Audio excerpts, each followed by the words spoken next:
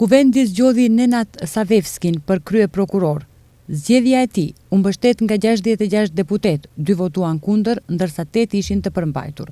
Zgjedhja si parapriu një debat ku deputetët e pushtetit dhe opozitës shkëmbyen kritika për përgjegjësinë ndaj besimit të ulët në sistemin gjyqësor. Përpjekjet për politizimin e gjyqtarëve dhe prokurorëve, si dhe u përmendën pasojat nga puna e ish prokurorisë speciale publike. Në diskutime u përmendën dhe ish kryeministrat Zoran Zaev dhe Nikola Gruevski.